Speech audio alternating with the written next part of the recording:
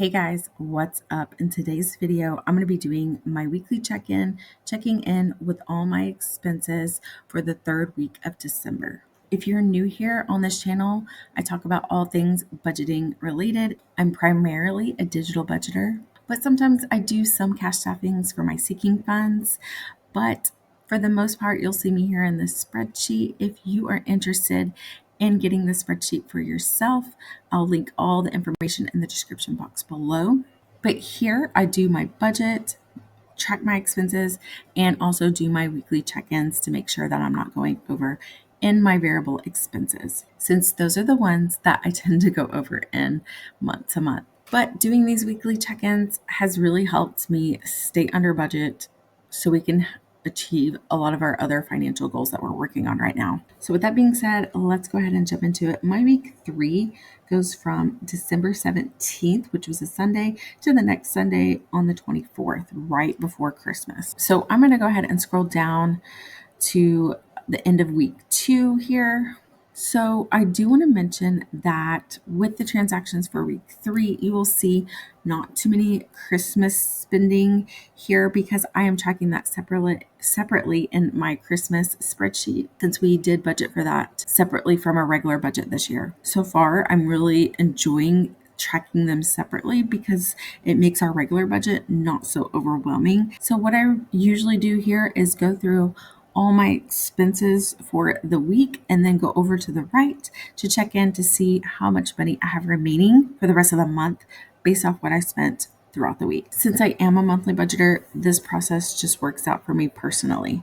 So our first expense for week 3 is on the 19th. And this was kind of an impulse purchase. My friend asked me if I want anything from Starbucks. It was, I think, right before school was letting out. I still had a couple more days. I was trying to get my caffeine fix. I ordered 2 drinks and food for myself. I was really crazy this day. I don't know what was going on.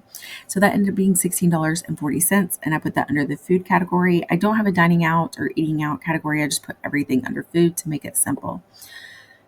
Then on that same day, I bought a $20 gift card to one of my coworkers who really just helps me out. And it was a gift that I wanted to give her. I didn't take this out of the Christmas budget or anything, even though technically it was kind of like a Christmas present. I just took it out of our regular budget since I did have money set aside for gifts this month. So that was $20, put it under gifts. Then on the 20th, the next day, after I picked the kids up for school, and I did pick them up early this day, right around lunchtime. So I went through the drive-thru at Jack in the Box and got us some food, and that was $13.07, and I put that under the food category. Since the 20th was our last day of school for the break, on the 21st, I did a big Walmart order and purchased a lot of food for the week. And then also in this order, I didn't separate it like I usually do, but our dog food, we were running low, and I was waiting for the Chewy's subscription to get to our house. So when I had bought them a small bag of dog food that I just counted toward food in general. So that was $220. And actually, now that I'm doing this with you guys in real time, this was the amount that was pending on my credit card. And when I order anything from Walmart, it stays pending for quite some time. So now that it's been a few days, it's actually updated, and the true amount was $211.35 now that I'm looking at my app. And this was a Walmart pickup. So that was the true amount, and I put that under the food category. The next one was on that same day, and it was a YouTube membership, and that was $10.81, and I put that under personal spending. On that same day, when I went to pick up the Walmart order, I went inside and bought a couple gingerbread houses and cookie decorating for the kids. One of them actually brought it up that they wanted to do that. I thought it was a great idea, so I went in and picked those things up for them. And they actually did it that night, and they had a lot of fun doing it. So I put that under fun expense since I hadn't spent anything in our fun and category in so long. So I had it in the budget, so I went ahead and did it. On that same day, one of our fixed expenses come out, and that was my Apple storage, and that was $9.99. On the 22nd, it was a no spend day. I say it was a no spend day. Again, we could have spent something in our Christmas budget. I don't really remember though, because I have that separate. On the 23rd, my Chewy subscription came out, and that was $53.45. Usually it's $10 more than this. It's usually $63 and some change. And I went on the Chewy's website and looked at my account, and it looks like that the dog food that I get them dropped by $5 in price. So that since I buy 2 bags, it ended up being $10 less than usual, which is crazy because with inflation, I thought prices were going up, not going down, but I'm not complaining. So that's really cool that it was a lot less than what I expected. Which I do know that the price of their dog food has gone up substantially in the past few years. Prior to COVID or during 2021, 2020, their dog food was a lot less. Their dog food has now raised probably about $10. So going down $5, maybe it's kind of balancing out a little bit. Then on that same day, another fixed expense came out, and this was $65.55, and it was our internet. So again, our Chewy subscription and internet are a fixed expense. And that is all of our expenses for the third week of December. I do know I did have to fill up my van, but since my husband's been off the last few days, or the last week, I should say, he's been filling it up, and it's been coming out of his budget. We don't necessarily budget separately per se. He has his own budget, but it's very small in comparison to everything that I budget, because I budget all of the household and food and whatnot, and his budget is just very small for just minor things. So the gas he did pay for, and I don't track his expenses. So that's one thing to consider. We usually do consolidate or look at our expenses at the end of each month to see if we need to move money around, but we usually don't need to though. So going in and looking at week 3 and see how much we spent versus how much we have remaining for the rest of the month. So going back to week 2, we had $1,364.17 remaining in our variable expenses. So looking at week 3 for food, we had $519.13. We spent $240.82. So we still have $278.31 remaining for the rest of the month, which, considering it's after Christmas now, this should be good. And since I canceled HelloFresh, I didn't cancel it, but I paused our orders for the remainder of the month. I just don't see us going over this amount.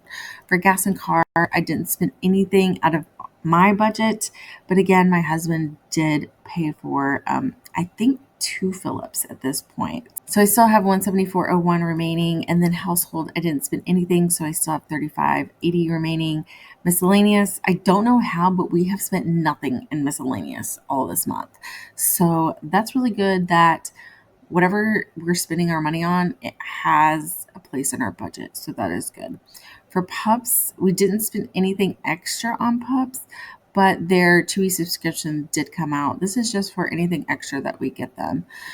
Kids didn't spend anything, so we still have $109.08 remaining. Beauty did not spend anything this week, so we still have $761 remaining. Medical didn't spend anything, so we still have $72.82 remaining. Fun, we did start with 100. We spent $35.72, so we still have $64.28 remaining for the rest of the month.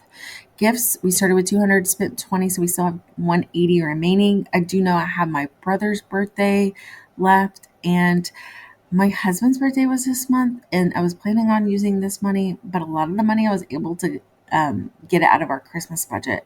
So I may have to look at this again if I need to move money.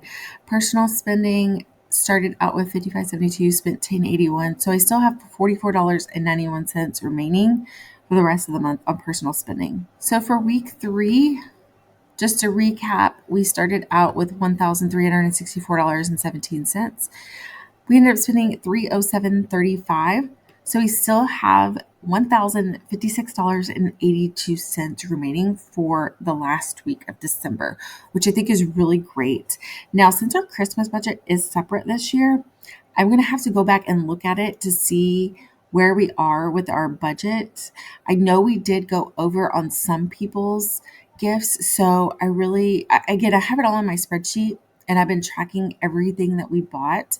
So I did have to change the budget initially. So I just need to see how much I have in that sinking fund versus how much we actually spent. Since we did spend the money on our credit cards, we have the cash sitting in our account to pay off those credit cards. So I just need to make sure that they balance out.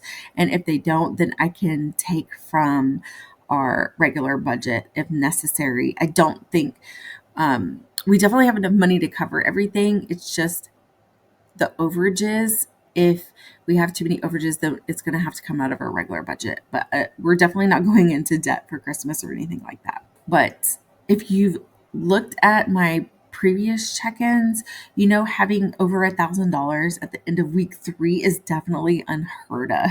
So again, I think it's just because we did so much spending out of our Christmas budget. We're not used to spending that much money on a regular basis. And I know we have that money sitting in our sinking fund for that.